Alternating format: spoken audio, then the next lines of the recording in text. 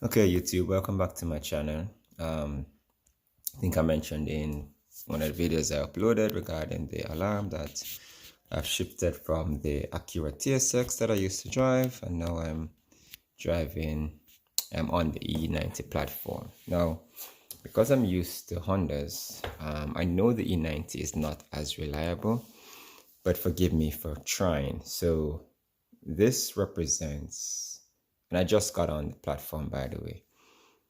So this represents my attempt to make the E90 platform reliable, at least my car.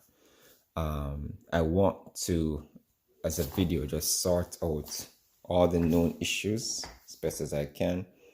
The car I bought did not have an extensive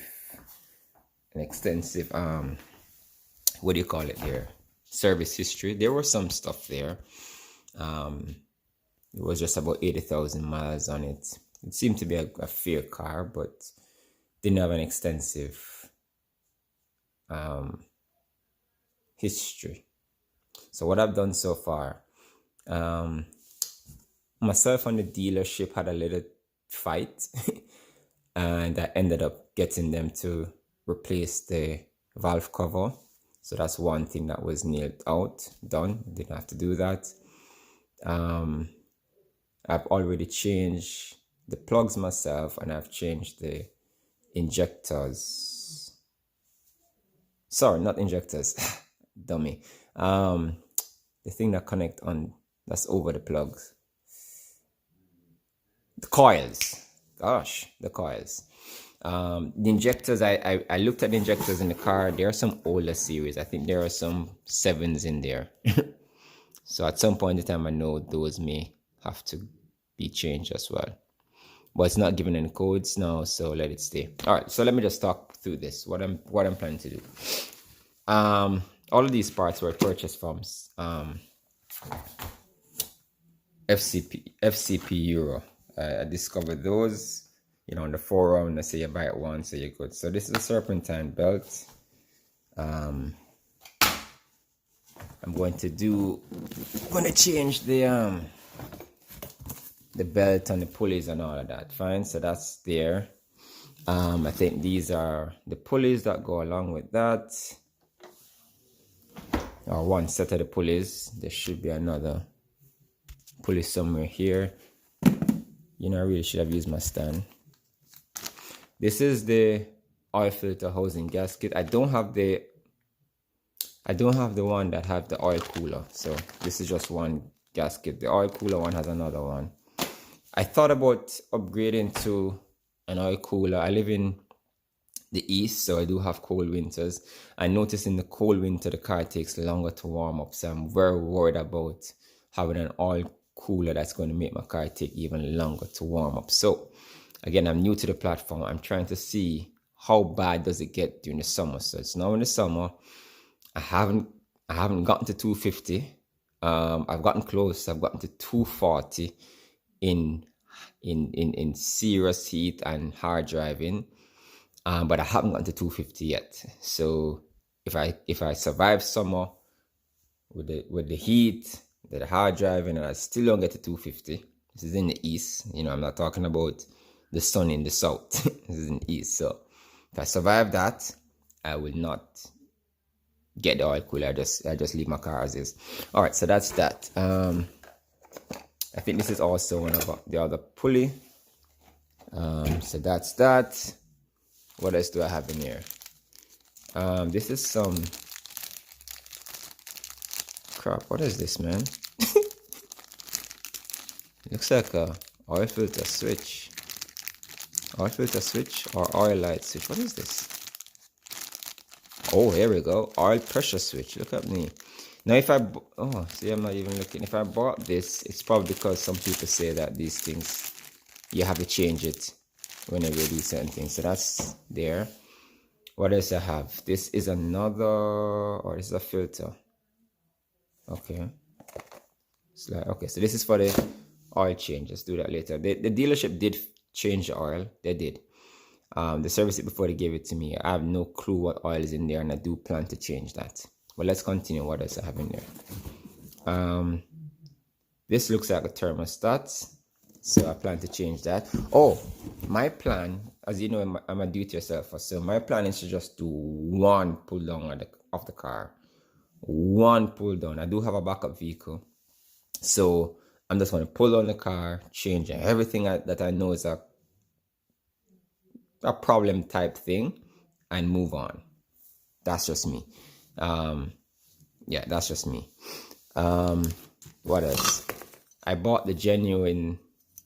This is the metal one. You can get these things cheap on eBay, but this one is pretty pricey. I bought this one on FCP Euro. It might have been about $70, and I know you can get these very cheap. But this is metal or aluminum or whatever. Feels good. Feels hefty. So I bought that. Oh, this is to do carbon blasting of the intake. You will see I have a vacuum over there, and I have the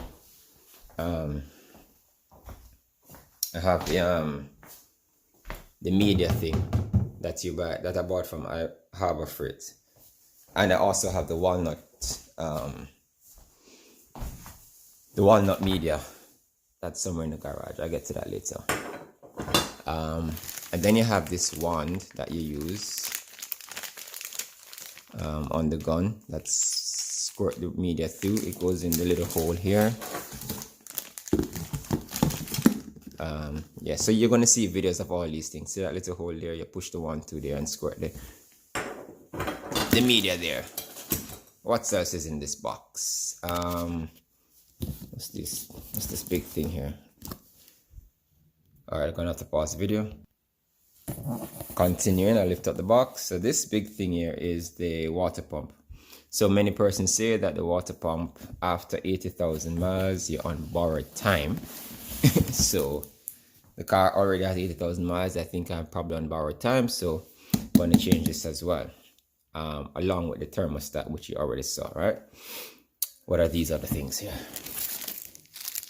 So these look like the bongs that will go on the gear oil section. The diff. I'm losing words today.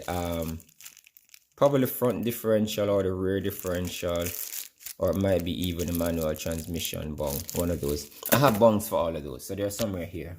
And the oils I'm using, I have these. I think this is for the, yeah, these are the gear oil.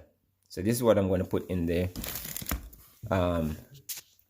front and rear diff. It's an X-Drive car. And then what are these things here?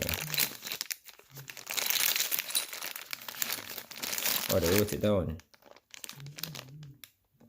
They wrote it down, but I don't know what it is. I think these look like the same bongs. But why are there bolts too? I'll figure it out. I'll figure it out, YouTube. So another bong here. Alright, what is this now? These are gaskets. These look like, these might be the intake manifold gaskets, because I'm gonna have to lift the intake manifold. Yeah, it has that look. Yeah, I'm gonna have to lift the intake manifold to do the carbon cleaning, so I had to get the gaskets there, and that means there should be a gasket for my throttle body as well. Let me see where that is. This is another bung. What is this here? It's another pulley, it looks like. Crap, so many pulleys. All right, then over here we have the 50/50 coolant. These were the gear oil. This is the oil filter that I showed you. This is the oil I'm going to use. Liquid moly. It's 5W40. This green looking bottle, I think it has the fluorescent thing that if I have oil leaks, I'll be able to see it. So this is the oil I'm going to be running, at least for now.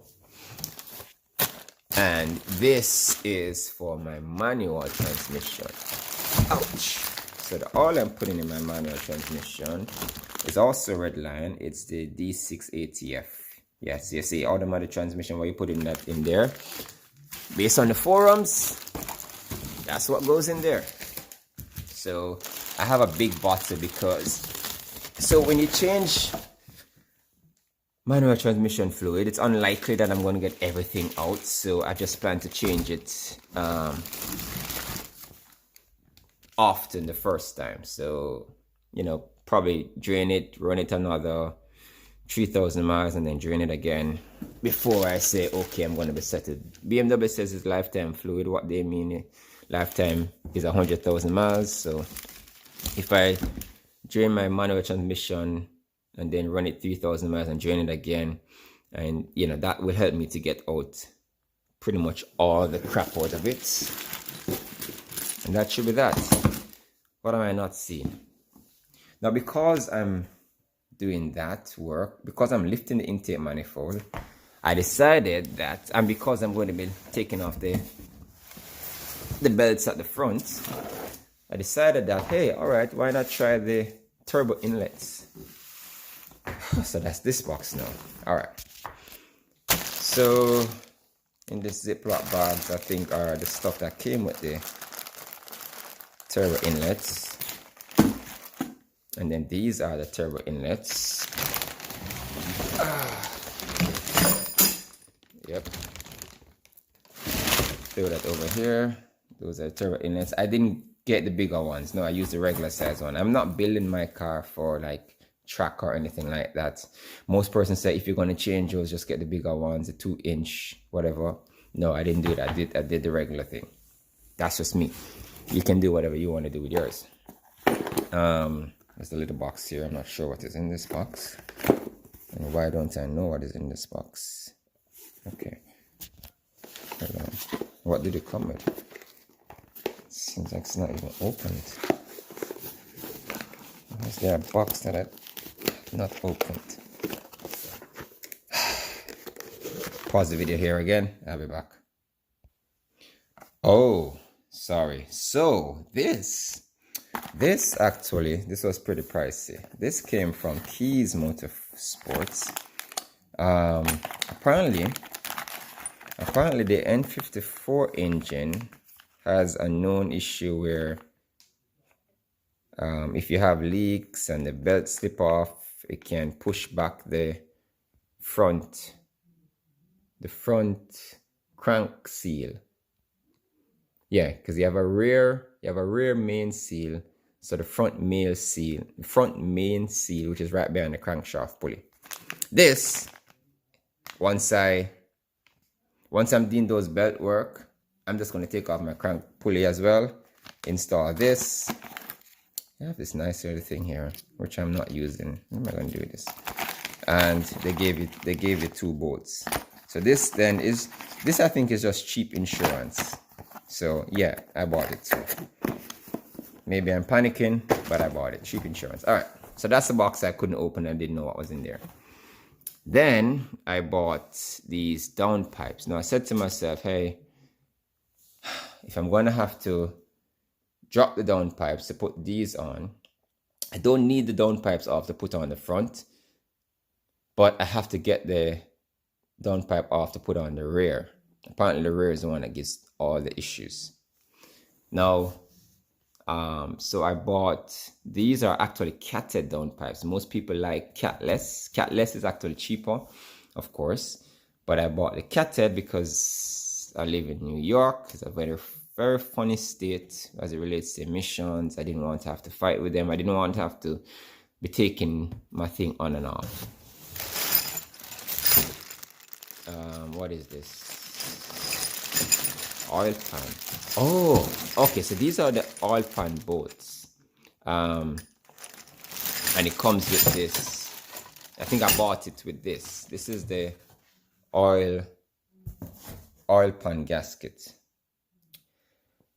Yes, as I told you, I'm the type that just want to do everything once. So I'm going to let my car stay down for maybe a week. It would take me because yeah, I have work, so I can only do this little. So I suspect it might take me a week. Oh, here's the gasket. I was looking for this gasket. Remember I told you I'm sure I have a the throttle body gasket. I believe that is it. I think that is it. So that's that. Yeah, so I have the oil pan gasket, and those are the bolts, because apparently BMW uses aluminum bolts, and these aluminum bolts, once you, or some areas BMW use aluminum bolts, not all apparently, and in those areas where aluminum bolts are, once you pull them, you gotta replace them. Hold on, I think I saw another set of bolts. What's down here? What are these things? Oh yes, so this now, apparently there's this gooseneck thing, which on the BMW is plastic, and they crack at some points. At some point they crack. If yours hasn't cracked as yet, just know at some point it will. So this is now made of aluminum. Again, it's also cheap insurance. Where does this go? This is somewhere near the oil filter housing. Yeah, I will find it, and I know in my mind I know where it is, so I'll find it, and that changes that there. Then you have this here, which, what are this? This look like an exhaust thing. Oh, so this must go with the downpipes. All right, so that's that, and hopefully once I've done all of that, it will give me a little bit of peace of mind. You know what, friends? Driving a BMW is not like driving a Honda. Honestly, you would not believe how much peace of mind you have with a Honda. And with a BMW, you hear these things, or maybe just me. You know, forgive me. It might just be me. Let me stop. All right, so that's it. That's the plan. That's the plan. So all these videos to come, the first thing I'm going to start with is the carbon blasting, or carbon cleaning, whatever they call it. That's the first thing. I need to do a good job with that, because I plan to do that every 30,000 miles. So let's see. Hopefully I master it on my first go. So that's it. Enough chatting. See you later.